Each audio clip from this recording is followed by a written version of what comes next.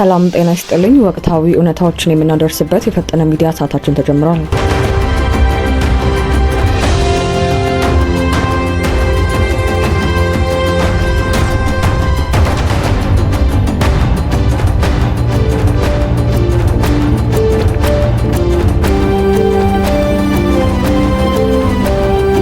ኮሚሽነር ብሌን ገብረመድህን የዶክትሬት ዲግሪ ትምህርቴን ለማጠናቀቅ ጊዜ ያስፈልገኛል በሚል በሚያስደንቅ ምክንያት ከሀገራዊ ምክር ኮሚሽን አባልነታቸው በገዛ ፈቃዳቸው መልቀቃቸውን ተከትሎ የኮሚሽኑ አባላት ቁጥር አሁን ላይ ወደ 8 ዝቅ ማለቱ ታውቋል።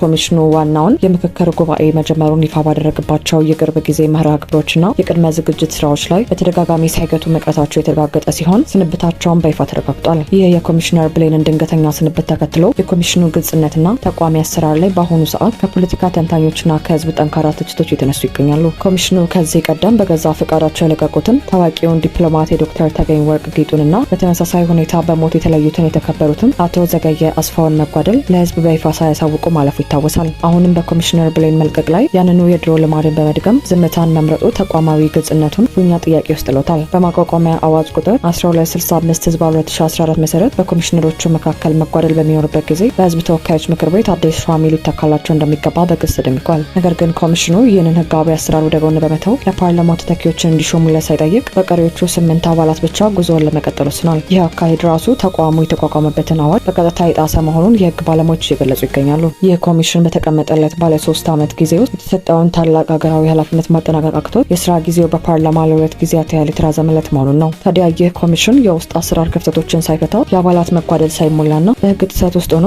ከተያዘው ሐምሌ 8 ቀን 2018 ዓ.ም ጀምሮ ወደ 4000 የሚደርሱ ተመካካሪዎችን በማሳተፍ ታላቁን ሀገራዊ ምክክር ጉባኤ ለማካሄድ በከፍተኛ ዝግጅት ላይ መሆኑን እያበሰረ ይገኛል። ወደ ቀጣዩ ዜናችን እንለፍ። አብራችሁን ቆዩ። የታዋቂው ድምፃዊ ቴዲ አፍሮ የረጅም ጊዜ ወዳጅ በሆነው አቶ ዩሱፍ ያሲን ላይ የተጣለው የዋስትና እገዳ በመቃወም ጠበቆቹ ለፌዴራል ጠቅላይ ፍርድ ቤት የይግባኝ አቤቱታ ማቅረባቸውን የተመለከተውን ወቅታዊ ጉዳይ ሆኗል። የፌዴራል ፖሊስ አቶ ዩሱፍ ያሲንንና የአርቲስቱን ስራ አስኪያጅ ማህሌት ሰለሞንን በተለያዩ ከባድ ወንጀሎች ጠርጥሮ በቁጥጥር ስር አውሏቸው የነበረ ሲሆን ባለፈው ወር የምርመራ መዝገቡን ሙሉ በሙሉ አጠናቆ ለአቃቤ ህግ ማስረከቡና አቃቤ ህግን በሁለቱ ተጠርጣሪዎች ላይ ይፋዊ ክስ መመስረቱ ይታወሳል። ይህንን የክስ መዝገብ ሲመለከት የቆየው የፌዴራል ከፍተኛ ፍርድ ቤት በቅርቡ በሰጠው ውሳኔ ሁለተኛዋ ተከሳሽ ማህሌት ሰለሞን በ1.5 ሚሊዮን ብር ዋስትና ከእስር ተለቃ ክሷን በውጭ ሆና እንድትከታተል የፈቀደ ቢሆንም የዩሱፍ ያሲንን የዋስትና ጥያቄ ግን ፍርድ ቤቱ ሳይቀበለው ቀርቷል። የአንዱን ተከሳሽ የዋስትና መብት ፈቅዶ የሌላኛውን መከልከል በአሁኑ ሰዓት በህግ ባለሙያዎችና በታዛቢዎች ዘንድ የተለያዩ ጥያቄዎችና ትችቶችን አስነስቷል። ለአንዱ ተከሳሽ 1.5 ሚሊዮን ብር ዋስትና ተቆርጦላት ነጻ አየር እንድትተነፍስ ሲፈቀድላት አቶ ዩሱፍ ያሲን ግን ያው ተመሳሳይ መብት ተከልክሎ በወህኒ እንዲቆይ መደረጉ ከህግ አሰራር ይልቅ ከጀርባው የፖለቲካ ፍላጎት ወይም የስልክ ትዕዛዝ እንዳለበት በሰፊው እያሰማ ነው። የተከሳሹ አቶ ዩሱፍ ያሲን ጠበቆች ይህንን የከፍተኛውን ፍርድ ቤት ውሳኔ ፍጹም ሚዛናዊነት የጎደለውና